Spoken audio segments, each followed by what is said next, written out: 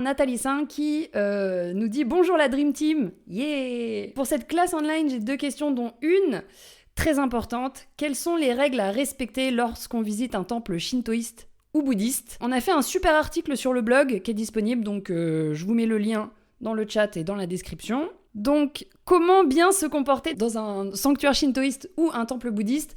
Super question, merci de vouloir bien faire. En tout cas, il y a plein de règles, j'en ai sélectionné 5, voilà, pour vous permettre de visiter avec respect ces lieux.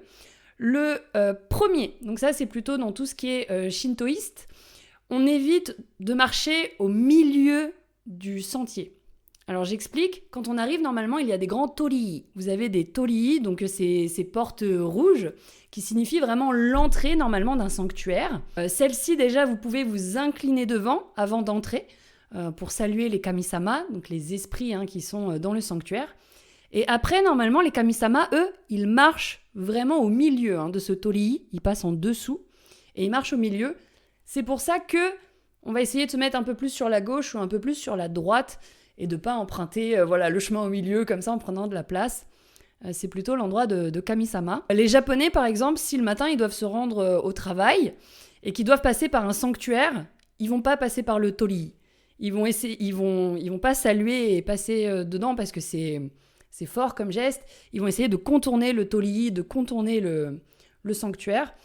Donc vous, si vraiment vous voulez bien commencer votre visite, vous pouvez faire ça. Vous vous inclinez devant le torii, donc la porte rouge, et vous passez, mais pas au milieu du chemin. Alors des fois, il n'y a pas le choix. L'autre jour, on a fait un petit sanctuaire avec Keiko-san, professeur de koto de Sophie.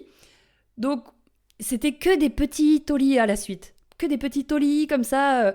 On pouvait pas être 2 sur un passage, donc là, on est obligé. Et c'est pas grave. Il vaut mieux marcher au milieu du chemin que de marcher comme ça sur le côté. Donc, vous en faites pas. Mais s'il y a de la place, essayez de vous mettre plutôt sur la gauche ou plutôt sur la droite. Donc ça, c'était la règle numéro 1.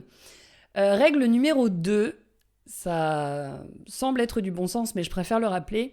On évite d'être bruyant. C'est-à-dire, on crie pas, on rigole pas, wahahaha. Tout ça dans les temples et les sanctuaires, les deux. Parfois, donc, c'est des lieux vraiment de recueil. Voilà, profitez de l'ambiance. Regardez un petit peu autour de vous comment ça se passe. Des fois, il vaut mieux chuchoter quand vous êtes dans les temples, tout ça, s'il y a des cérémonies en cours.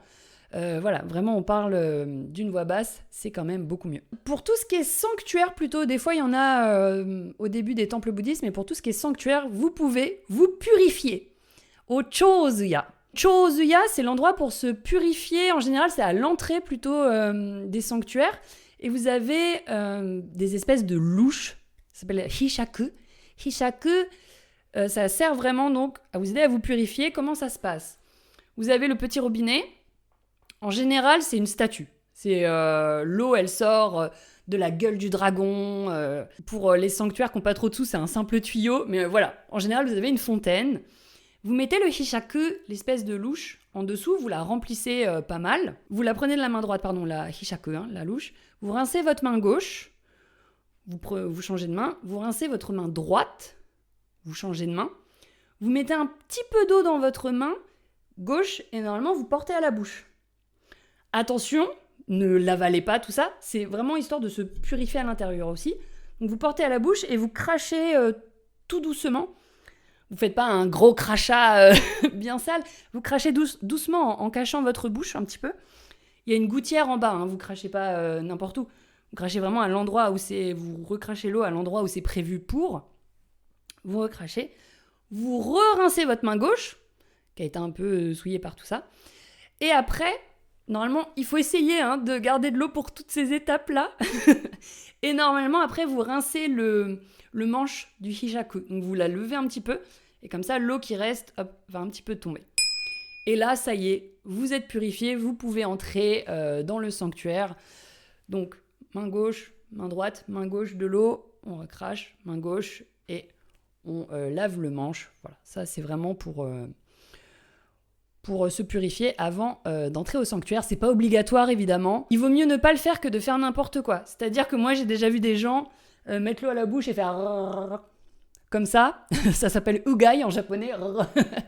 Donc non, faites pas ça. À la limite passez Si vous avez peur de vous tromper, de vous rincer les pieds et tout, le faites pas. Mais si jamais vous êtes avec des Japonais et que vraiment ça vous intéresse, vous pouvez tenter de le faire. Ça peut être super. J'en ai pas parlé, mais en effet, on évite, c'est pas on évite, il est interdit de faire des tractions sur les torii. Donc encore une fois, les torii, ce sont ces portes rouges. On ne fait pas de traction dessus. On a vu énormément d'influenceurs faire un petit peu n'importe quoi dans les sanctuaires, les temples. C'est quand même des endroits sacrés.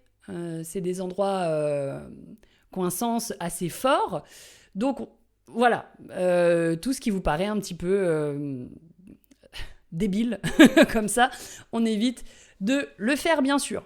Mais là, voilà, vous inclinez devant un torii, ne pas passer au milieu du chemin, essayer de se purifier, tout ça, c'est vraiment ce qui fait de vous un bon touriste et quelqu'un qui s'intéresse aussi à la culture et aux religions japonaises.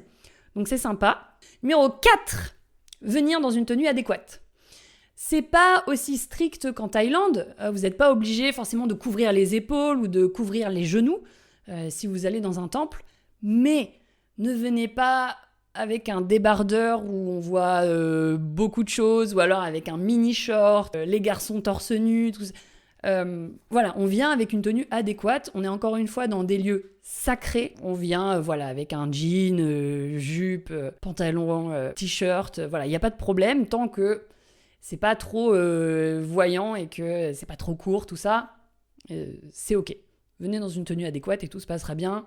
On vous fera pas de réflexion. 5e chose, c'est sur les photos. Normalement, on prend pas en photo tout ce qui est endroit vraiment sacré. Donc, c'est-à-dire, dans les temples, en général, c'est là où il y a les statues. Donc, Bouddha, tout ça, on prend généralement pas en photo.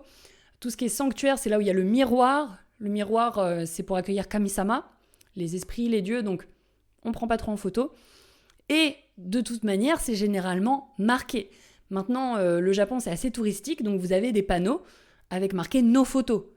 Et bien là, n'essayez pas, s'il vous plaît, de prendre une photo. Si vous avez le panneau caméra avec une croix dessus, voilà, vous savez que vous ne pouvez pas prendre de photo. S'il n'y en a pas, vous pouvez demander « Sumimasen, shashin wo totte mo ii desu ka? Sumimasen, shashin wo totte mo ii desu ka ?» Excusez-moi, est-ce que je peux prendre une photo? Vous dites juste « Sumimasen, shashin, ok, shashin ok ?» Est-ce que des photos, c'est bon? Voilà, si vous êtes débutant et que vous avez peur de faire toute la phrase, juste « shashin, ok ». Et soit on va vous dire « Hi, dozo ». Oui, bien sûr, allez-y, soit « Ah, sumimasen, chotto ». Voilà, en tout cas, on essaie de respecter au moins ces 5 règles et vous serez un touriste en or dont tous les Japonais rêvent. Mais il y a plein d'autres petites règles. Par exemple, le seuil de la porte, le seuil des temples ou des sanctuaires, vraiment pour rentrer à l'intérieur, on évite de marcher dessus. Il y a 2-3 petites subtilités comme ça, mais si déjà vous faites ces 5 règles-là, donc à savoir ne pas marcher au milieu du chemin sous le torii, ne pas être trop bruyant, vous purifier avant d'entrer dans un sanctuaire, venir dans une tenue adéquate et prendre en photo les endroits qui sont faits pour ça, c'est déjà formidable. Voilà, j'espère, Nathalie 5, que ça répond bien à la question.